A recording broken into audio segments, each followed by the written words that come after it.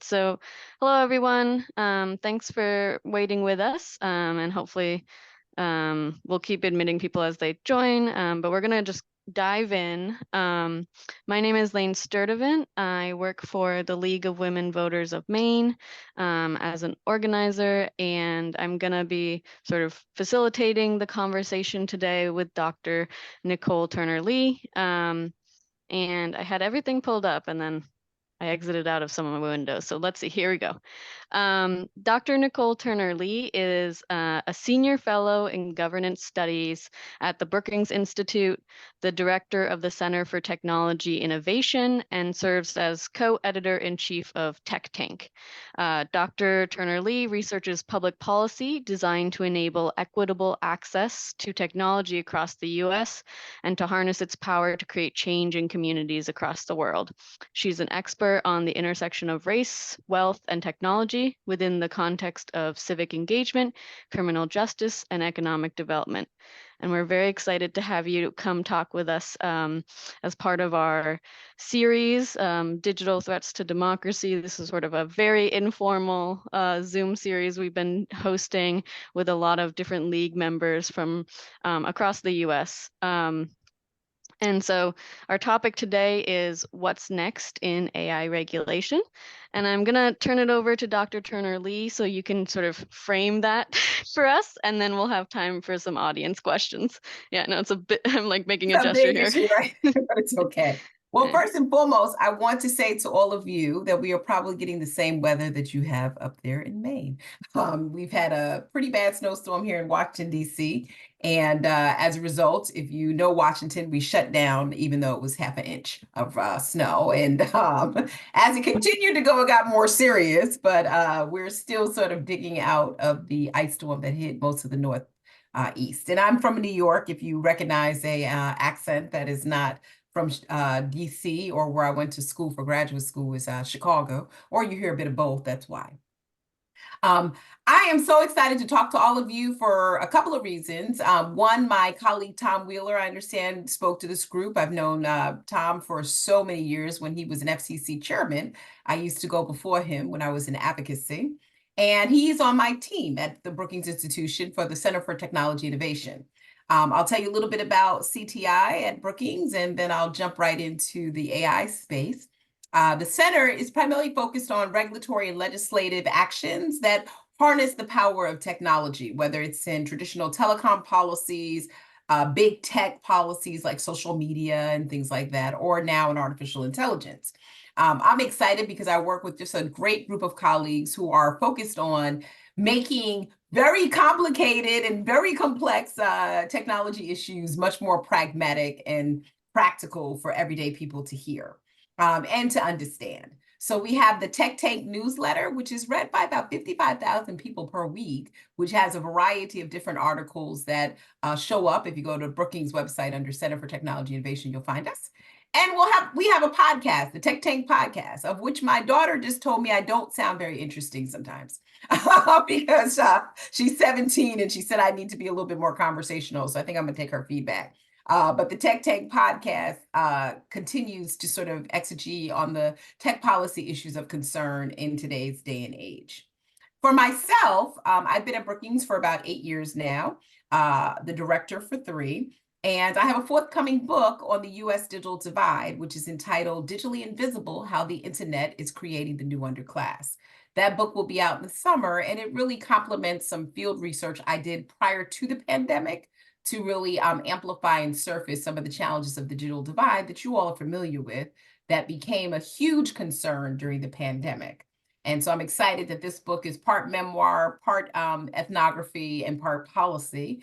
It cannot come out soon enough. If you've ever written a book, the anxiety and the wait is killing me. But I've been assured with a date by my publisher, and will be sure to share with this esteemed group.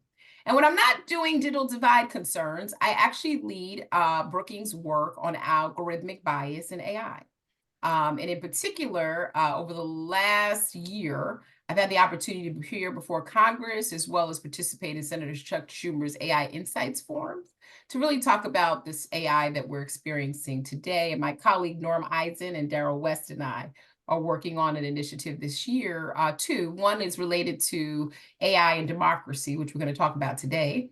And I have a separate project at Brookings on AI equity, which is really around interrogating AI technologies to ensure that communities are not erased. So where are we in AI policy? That is a good question that everybody wants to know. Sherlock Holmes would say, where are we in AI policy? Because the United States has been clearly ambiguous in terms of our direction here. The European Union, of which many of you are familiar, passed data privacy protections prior to what we have done here in the United States, and they just before the end of the year was able to get the AI Act approved as a standard of governance that the European Union Alliance actually follows when they think about high-risk, high-impact AI systems.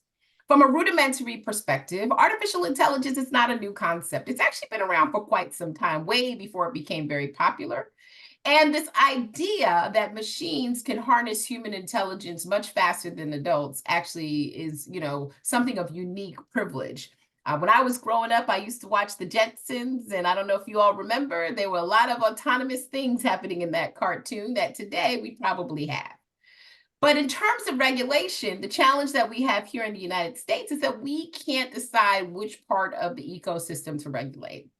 And so we know that AI has the potential for efficiency and actually for good. It's like a two-sided coin. On the one side, we are seeing artificial intelligence help us, much like what we saw in the pandemic, when it comes to efficiency and access to government services, purchasing recommendations, the movies we watch, algorithms that empower those AI systems have been very beneficial, even in areas of healthcare. There's a great body of research on AI and healthcare that I've been following as of late. But the challenge is when the algorithms or artificial intelligence fails, it fails not only individuals, communities, but also democracy.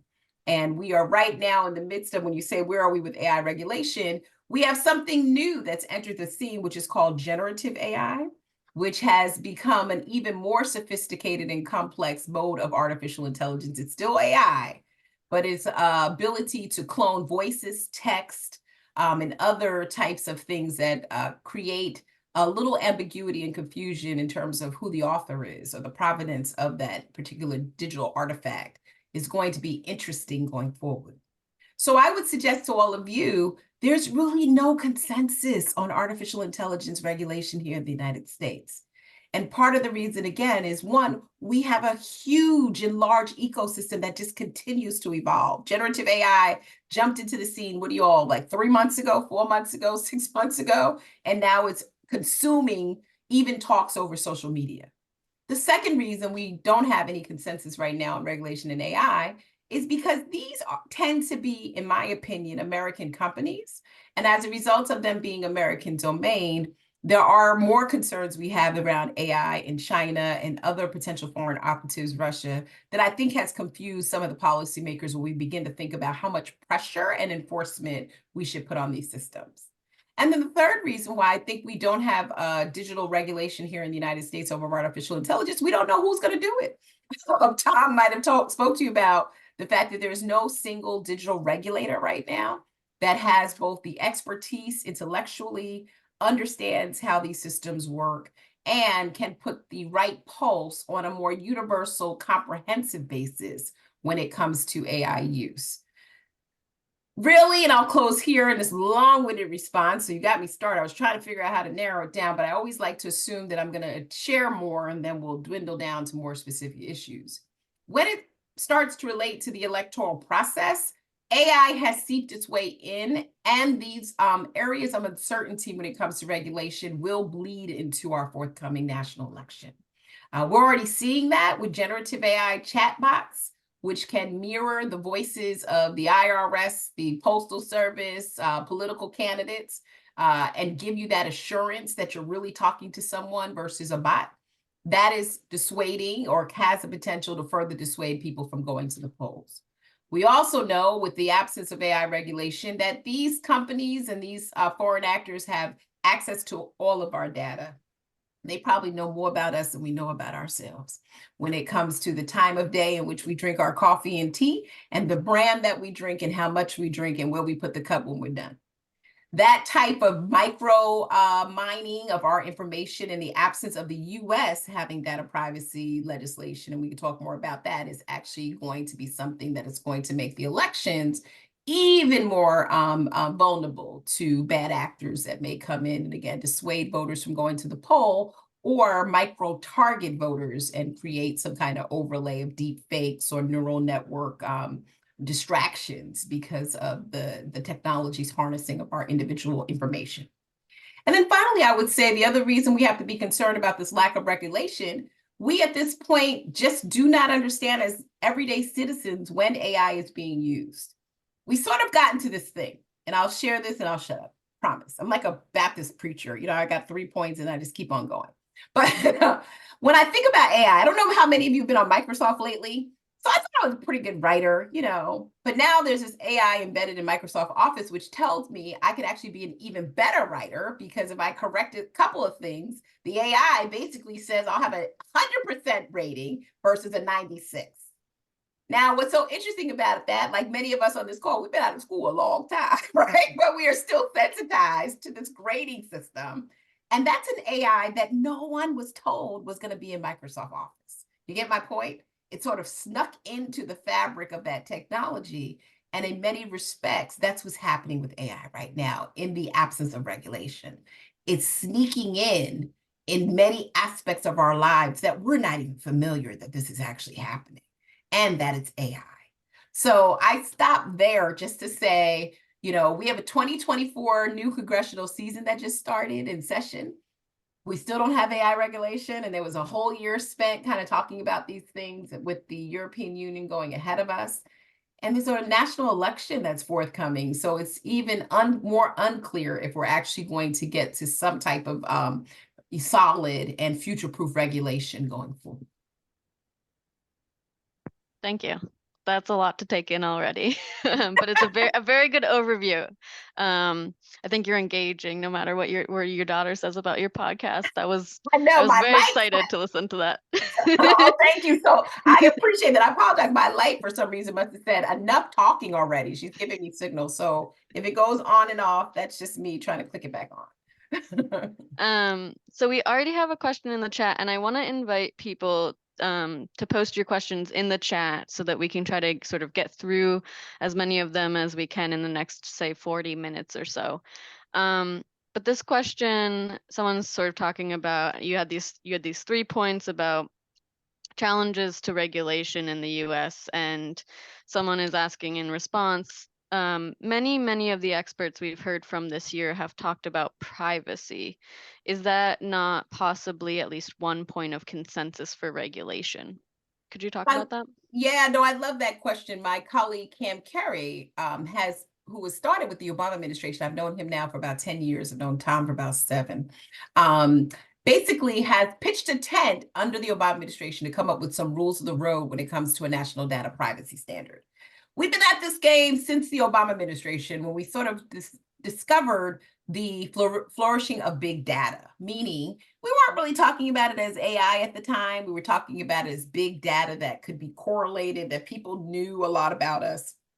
For example, I wear glasses. I tend to purchase the hair for my braids. I like checkered shirt, jackets. And over time, that data creates a compilation about me.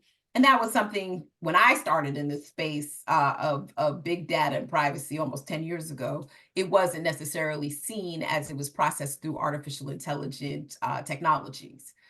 We thought we were actually close. In fact, the last congressional session, or the congressional session before that, before the Republicans became the majority of the House, we thought we were pretty close when it came to federal privacy legislation. Around that time, the EU, who had been working on a general data protection rule for the last 6 to 8 years, came out with their legislation, if you all recall. That changed the behavior, where we all now click the cookies. We may not eat the cookies, but we click the cookies that show up in our website. Well, we do that because American companies had to do it in Europe, and they figured we might as well just do it overall. None of us know why we're clicking the cookies, because, we have a very laissez-faire, casual relationship with the internet. With that being the case, we had a strong signal to institute a data privacy law. And we had some bipartisan consensus on this, believe it or not, for a quick moment about 2 years ago. when the House shifted and we saw some of the change in leadership, we clearly saw that progress that we made sort of became retracted in some of the areas where there was a little less consensus, but close when it came to whether or not we should preempt California's privacy law. You all remember, in the absence of federal privacy law, California came out and instituted their law. Many states actually instituted their laws. There was this conversation around, well, if we create a national data privacy standard, then we have to sort of override what California and other states have put out there. Well, Democrats didn't necessarily fully have that in mind. And there was a lot of pushback, obviously, from people in California.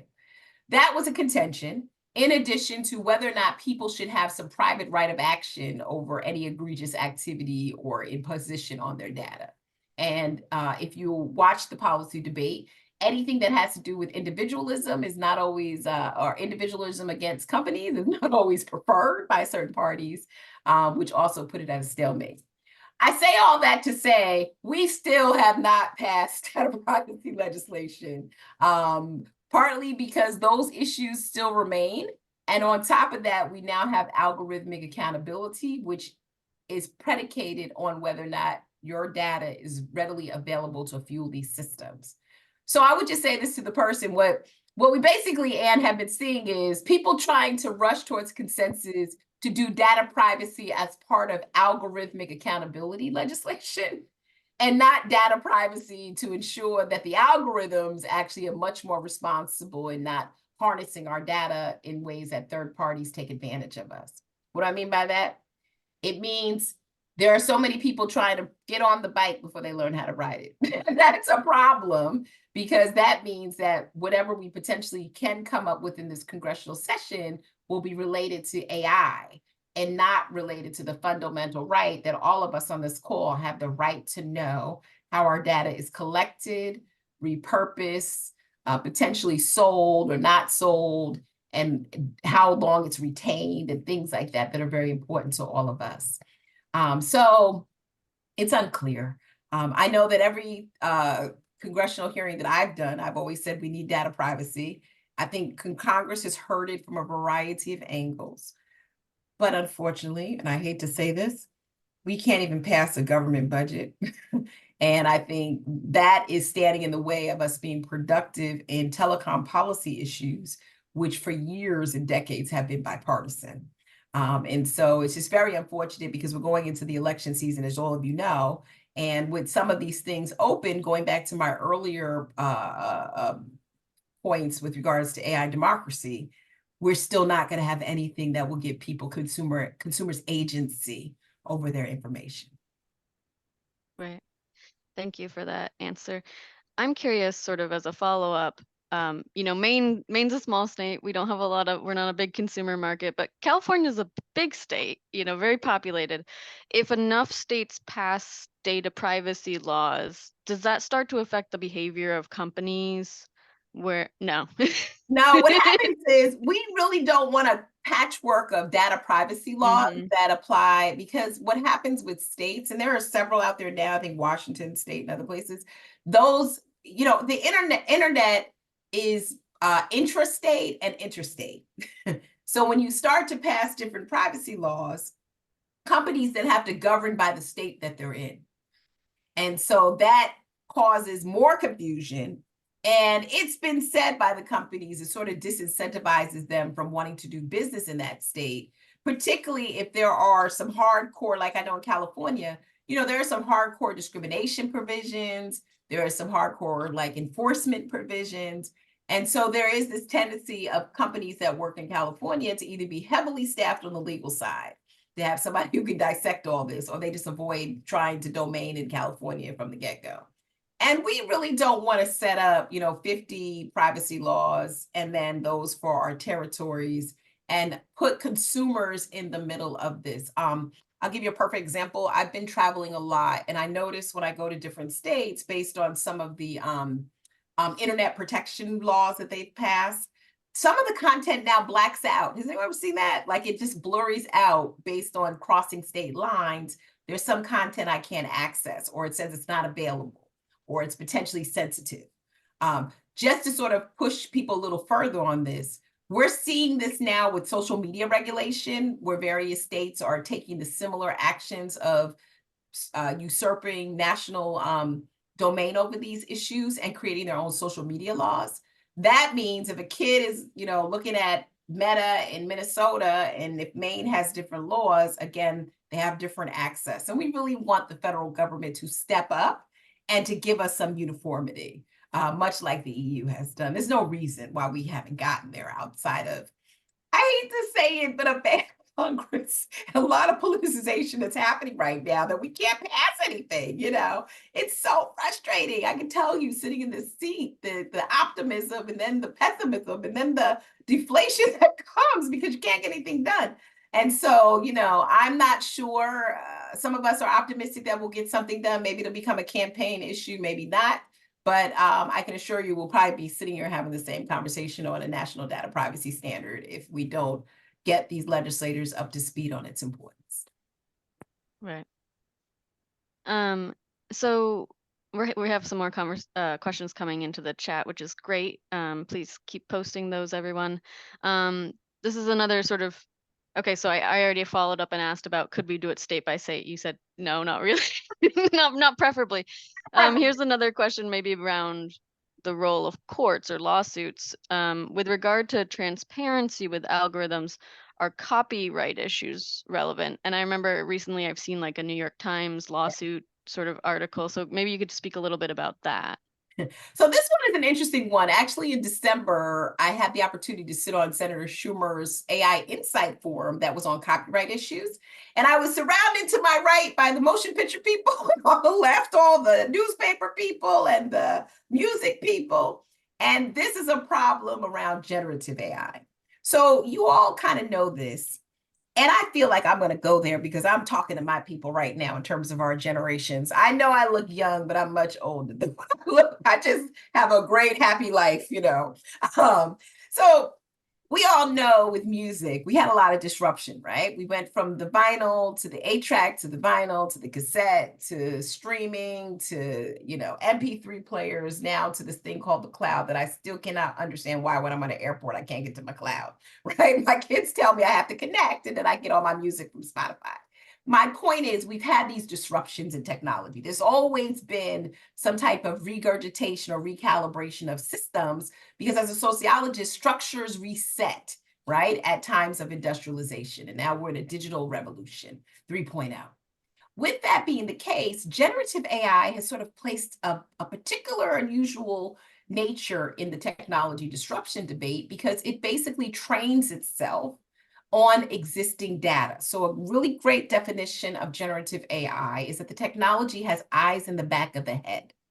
Machine learning algorithms and other artificial intelligence tools tend to be predictive, meaning they can look at the same repetitive action over and over again and make a determination that decision, autonomous decision, is pretty much going to be the same.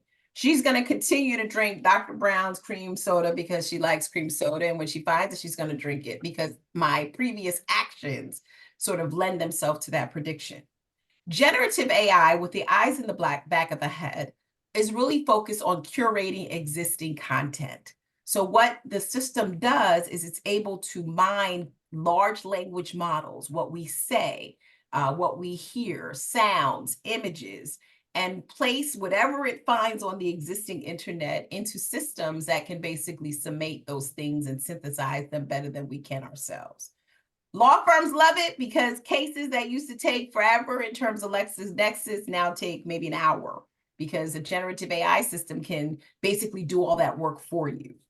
The challenge in these creative industries who are challenging copyright are journalists, are musicians, are actors, are producers, anybody in the idea generation business, is that it's not given any attribution back to the author. And so copyright has become a new concern. The New York Times put out a hefty lawsuit and with a suite of journalists because the generative AI training data was not giving attribution to the newspaper and the journalist, or citing any of the other sources that led to the article. And as a person who is writing a book myself, I don't want to see your book summarized and nobody know that you actually wrote it, which is where we're seeing copyright concerns come into this. Not only are we seeing copyright concerns in the training of the data, what happens when the content actually comes out and it becomes this spectacular piece of prose? Is that copywritten by the AI or whoever generated the squishiness of the data that they actually trained on? And now they have this. It's a great example. I don't know how many of you saw this, but Drake and The Weeknd, two R&B artists, had an AI generated song that went viral. None of them had anything to do with it. Their voices were cloned, they were mixed together, and basically that song was sold on the marketplace until somebody shut it down.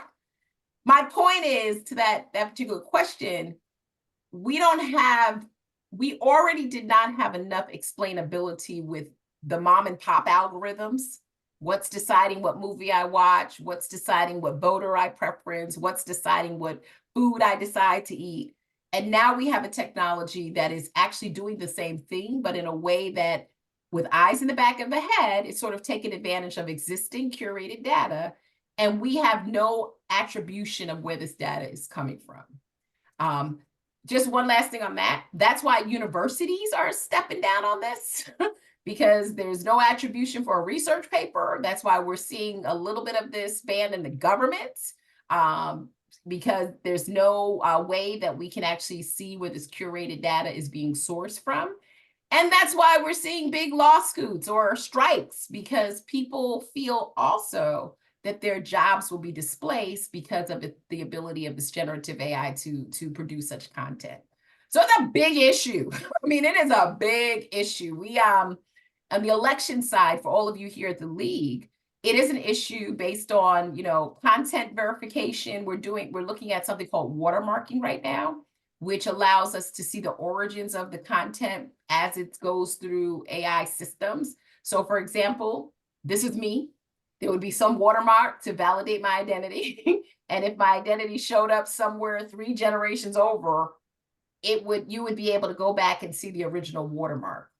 Now, I think that's a really interesting technical idea. Really, I do. But I'm not sure how it's going to work. Right? For everyday people and for foreign operatives and other manipulators that can actually play with the watermark.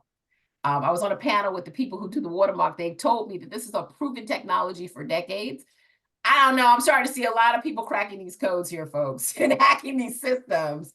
I'm not sure if anything is actually that impermeable on the internet right now. But again, copyright concerns has become a major policy issue. And again, like privacy, it's one of those things that I constantly tell people, as we let these technologies run wild, the more they erase us and they homogenize us, and it's not a bad thing. We probably use a little homogenization, right, and all the things that are happening in the world. But we also need these technologies to respect our individuality and to find ways to give us attribution so the machines don't take over our workforces, take over our minds, take over our kids, take over our voting behaviors, etc. So that's a big one, and I would suggest all of you watch that really carefully. Yeah, I think that'll be really interesting to see how these lawsuits proceed. I'm skipping around. There's a bunch of questions here, but just sort of going with this topic that we're on right now. Someone in the chat asks, isn't the problem with generative AI, besides attribution and copyright concerns, is its hallucinations that may cause it to give citations to non-facts that are invented? The follow-up question, isn't that part of the New York Times suit? Hasn't that been a problem with AI use? And the idea that it sounds so generative, even when it's producing nonsense, and then may attribute the nonsense to an actual news source, author, or law case. Yeah, Do you want to speak a little on that? Yeah, look, I never thought that I would put hallucinations next to technology in all of my career opportunities for 25 years. And it is such an interesting area that we're seeing.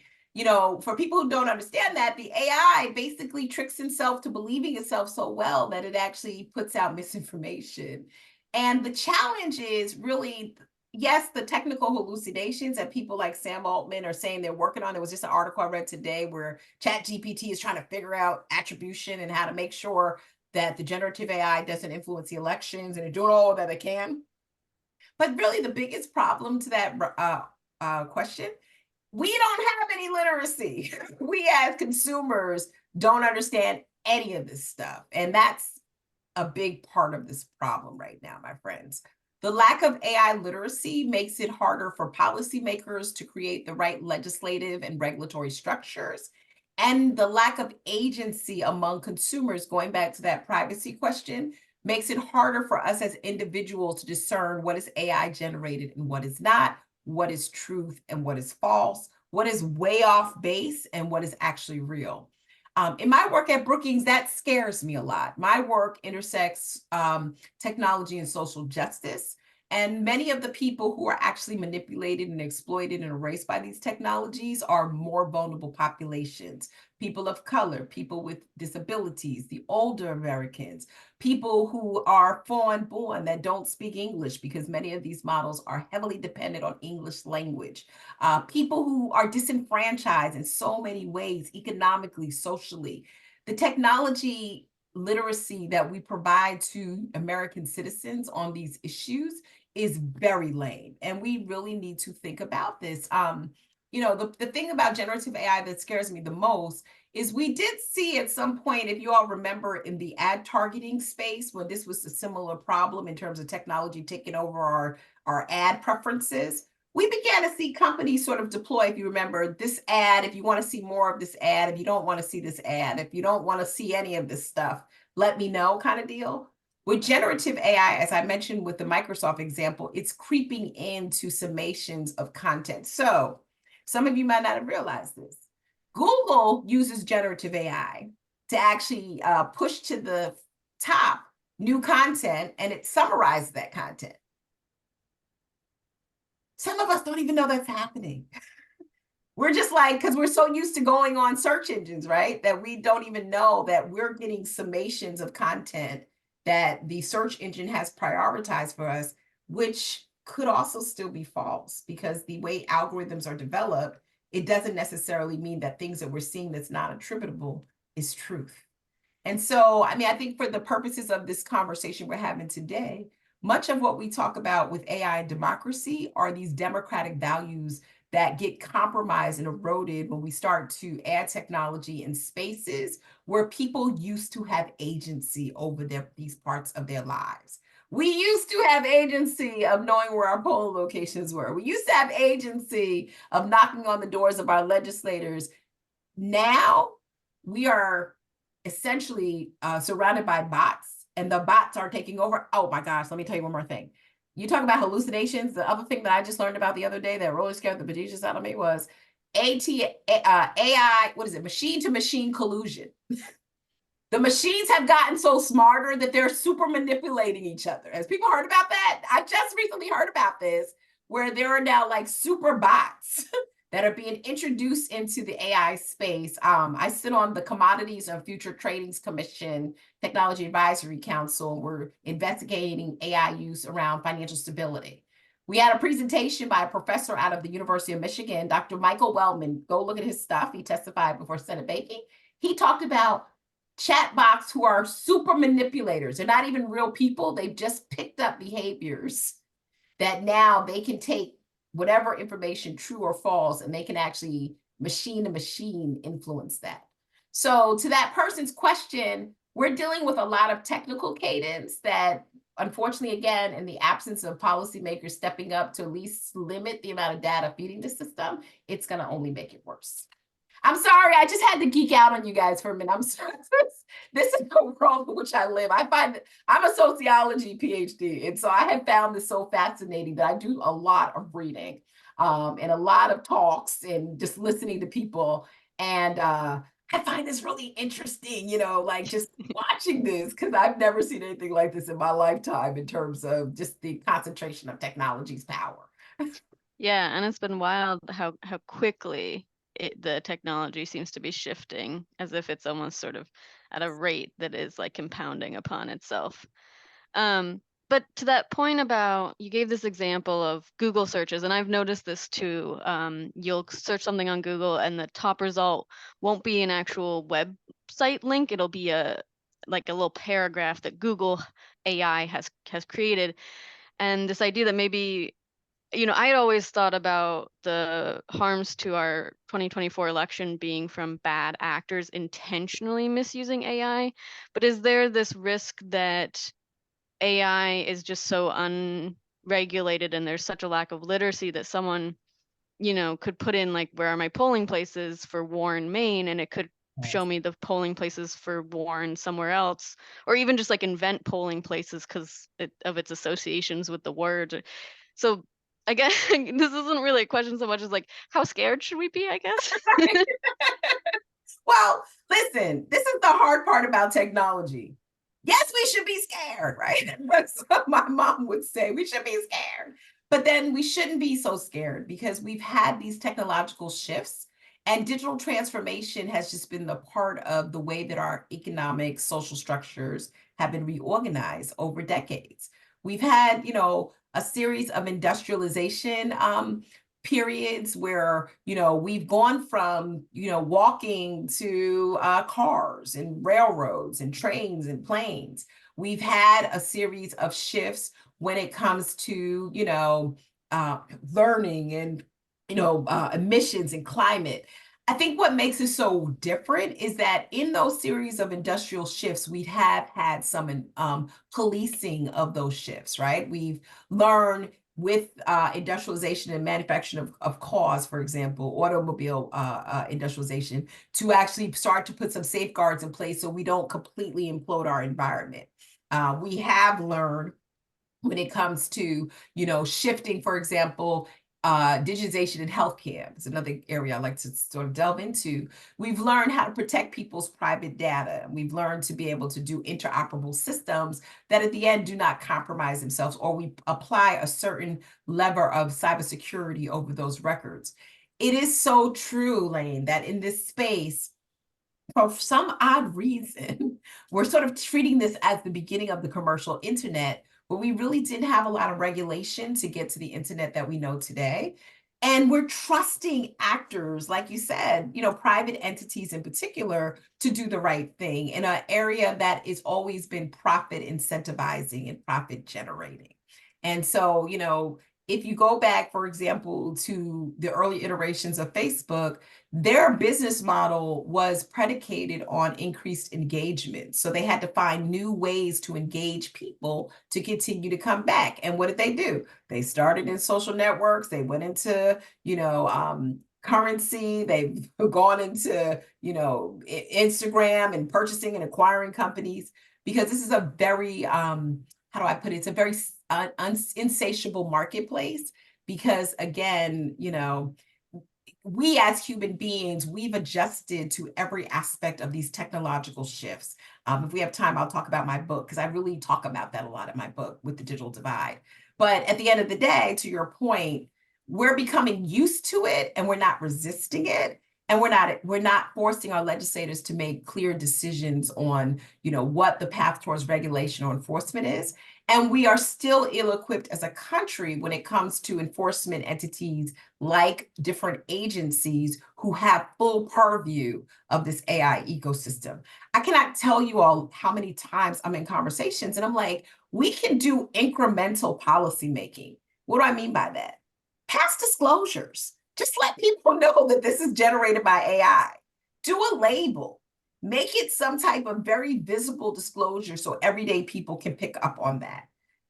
Make sure that AI tools comply with existing civil rights laws so that we're not building systems that deny people credit or housing, or voting rights. And create enforcement when those systems actually are seen to have collective disparate impact. Real simple. But the more we wait, the more sophisticated these systems become. Right. I sound like a preacher. I'm sorry, everybody. I know it's 5 o'clock. It's not a Sunday morning. But I sound like, I get so riled up about this stuff because I think there are like simple things that we could have done a long time ago. But as the clock ticks, it gets harder for us to unravel those things. Yeah. And I think we should be riled up. So this is good. On that note, though, of, you're talking about ways that we should be addressing it, and we don't have something like the EU AI sort of act. We do have this recent executive order. Maybe you could speak a little bit about that, or about what you would like to see in addition to that. I mean, you've already sort of talked about how hard it will be to pass federal law, but is the executive order helping with tease out any of this? Yeah, I mean, listen, the executive order, I think, and I was just in a meeting where the White House just kind of put an aha light on for me. You have to remember the executive order comes on the heels of a couple of things that happened prior to that. The first thing that happened was the risk management framework that came out of the National Institute for Standards. If you all remember, in technology, NIST came out with the AI risk management framework, which they don't have rulemaking authority like the FTC, but was a framework to say, to developers, when you're developing these technologies, keep these things in mind. Keep equity in mind, keep technical cadence, safety, all the stuff. And that was more of like a self-regulatory framework for companies just to do a better job, because NIST is the agency here in the United States that certifies different AI products, okay? After that, we actually had, before the executive order, the AI Bill of Rights. Some of you may have seen the National Blueprint on the AI Bill of Rights. That was centered on consumer agency. What do consumers need to ensure that AI is going to be responsible, inclusive, non-discriminatory? And that AI Bill of Rights, which came out of the White House's Office of Science and Technology Policy, was a good way to sort of bring people back into the mix. Because I think for a period of time, we were very Star Trekky, right? We were talking about AI, but not about people. The White House executive order sort of built off of those things, and it basically harnesses, the whole idea of safety, privacy, and security. But it also speaks to things like anti-discrimination, disparate impact, etc. Listen, the White House executive order is actually fantastic. It also emboldens federal agencies to have chief AI officers, to do an accounting of AI procurement policy, how they're going to have oversight to ensure that their AI does not go awry. It has started a process where every department in the United States government is talking about AI. I know that because I'm probably on every panel that is actually happening out there, outside the ones on like cyber, but you name it, I've probably been called and asked about this. But here's the problem. The executive order is only as good as the president in his role, because executive orders, as we saw with the Obama administration, can be overturned. And the executive order doesn't have legislative authority. That has to come from Congress. And so even though it's given us the same type of blueprint that the EU has, with the exception that the EU AI Act has emboldened agencies to actually go through the vetting, enforcement, fining, they have an agency or several agencies that are accountable for the AI ecosystem. The executive order, on the other hand, needs Congress to give them that authority. And so we're sort of at this quagmire, right? Because we announced it. Vice President Harris went out to the AI Safety Summit. She talked about it. We were all briefed on it, but now we're at an impasse. Go back to my earlier comment. It's January and we are almost near an election. We have a very polarized Congress, and Congress has not yet come up with anything that would complement what the executive order was going to actually intend to do. So, I think they realized that. The conference I was just at, the White House was there, and I did ask that question about Congress's role. They're waiting, they're waiting for Congress to codify this. And to codify it in a way where it makes sense. So it's a wonderful document. It's 85 pages. It makes good weekend reading. There are really some clear principles that are in there. But without Congress's blessing of this executive order, we're not sure how it's going to position itself within the future proofing of AI systems. Gotcha. There's a couple questions here. We have about 10 minutes, and I do want to maybe get towards a preview of your book. But first, a few folks are asking, one asks, how can individuals discover who has collected their data and how it's being used, which I think is a question that's even further complicated because of AI. And then someone else asks, will generative AI with the purpose of discouraging voters be discoverable if you're not the target audience? So these questions of like, how would you sort of see the targeting or see the data collection? And maybe you could speak to that quickly. Yeah, we don't know. I mean, it's a very hard thing. The AI economy is one in which if anyone has ever scuba dived or, it's a comparison between snorkeling and scuba diving. When you snorkel, you can see the top because you're basically scathing the top, or as far as your breathing apparatus will go. When you scuba dive, you go to the bottom, and the lower you go, the less clear it is, right? It's the same thing with AI systems. The more they get entrenched and the deeper they are entrenched in sort of taking not just 100 variables, but thousands, trillions of variables and sort of compiling them, the less visible it is as to what aspect of your data is being used. That actually points to, and it actually leads into my book, when you're not on the internet, people think that you're all safe. You're like, I'm not on the internet. I'm not giving any of my information. I'm safe.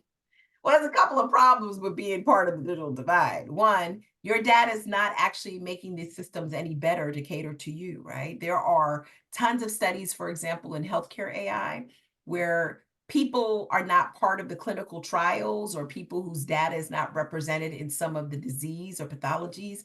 They don't get great treatment by AI, and oftentimes they get misdiagnosed. I'll give you a perfect example. If anyone's ever used an a pulsometer, excuse me, that you put on your finger and you get your oxygen levels, they just discovered that those things do not work on darker skin because the way that the light is designed based on the people who develop it, they didn't think that people had different melanin with regards to their fingers. So the light was not made to go through darker melanin skin. So as a result, Black patients or Black consumers who use those things are often misdiagnosed.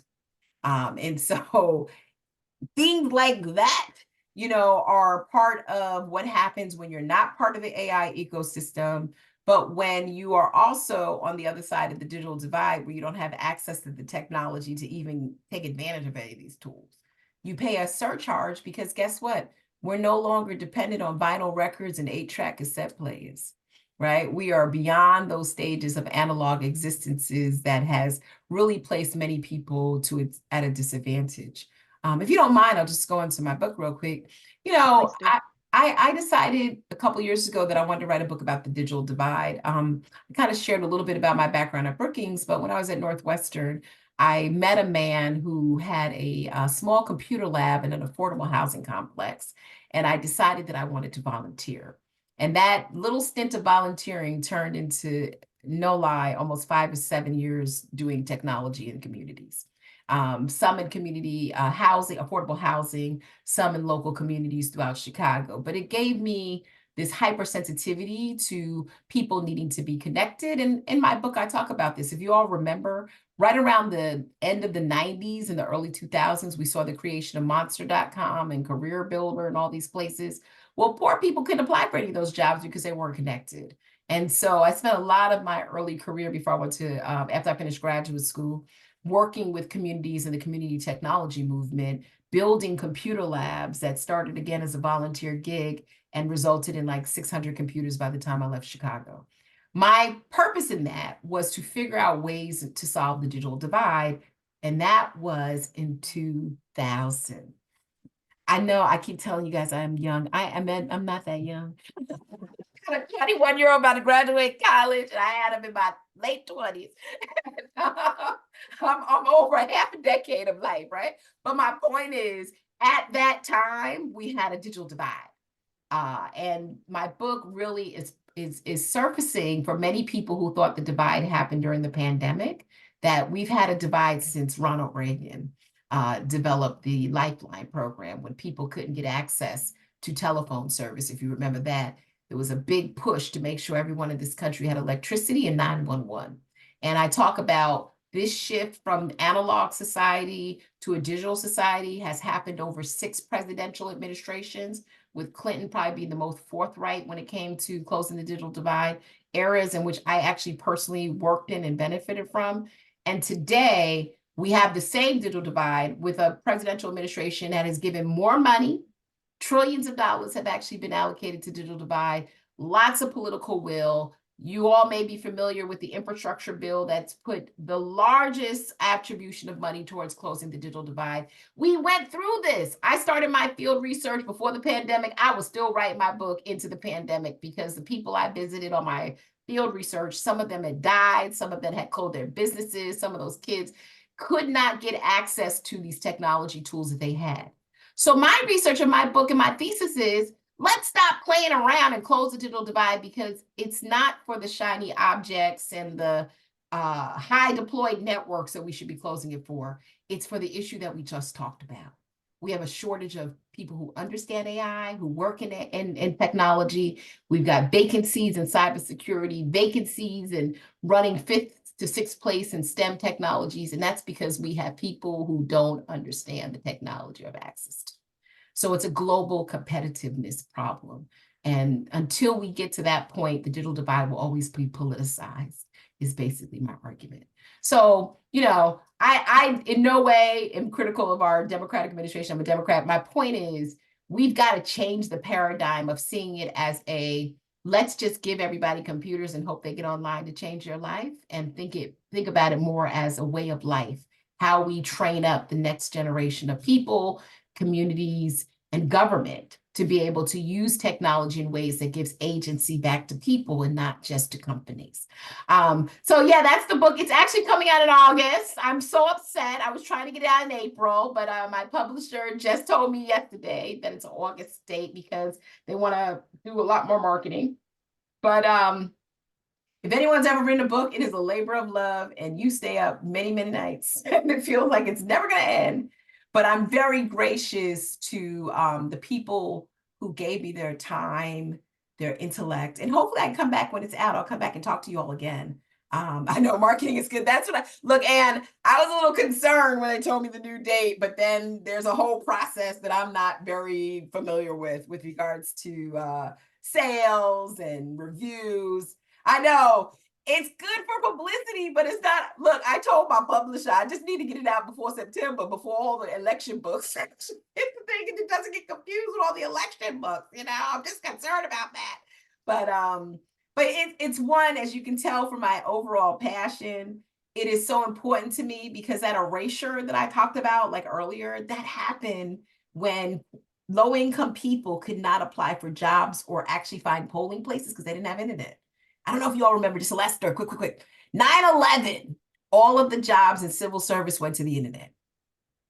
The big TSA jobs were on the internet. You could only apply on the internet, or you had to go to the airport to apply. I was sitting in a computer lab in the city of Chicago, and half the people could not apply because they didn't have the internet. For days, weeks, and months, we trained people on how to get online to do a resume. This was in what was 9/11? I was married around that time, 2011, down the time. My point is, this has been going on a long time. And look at us here, right? And there's a lot of people that pay the surcharge of digital exclusion, which is why I call the book Digitally Invisible. Yep, 2001. I was married to my first husband around then. That's why I remember it. But maybe I also forget it. It was my first husband.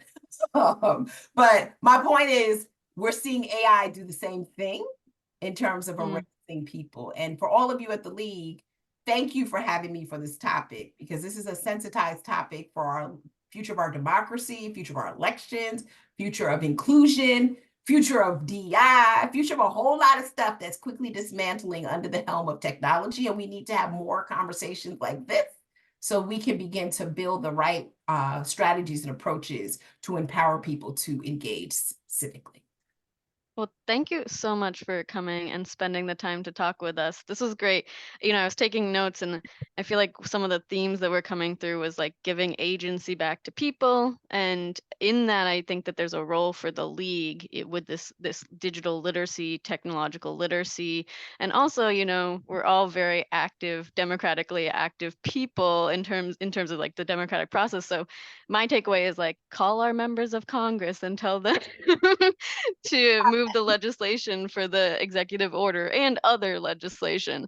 So I think we have a lot of takeaways from all the information you gave us, and I'm looking forward to your book. Congratulations on that. And you all can find me and just stay in touch with me on LinkedIn. It's Nicole Turner Lee. You'll see my face on X, I actually have to admit I don't use that as much anymore, but you can find me there. If you're still on there, I'm kind of not on there as much. Or you can just do a simple email to me at Brookings. But stay in touch, and I'm really excited that you gave me the opportunity to speak with you all. Well, thank you so much. I'm going to stop the recording right now.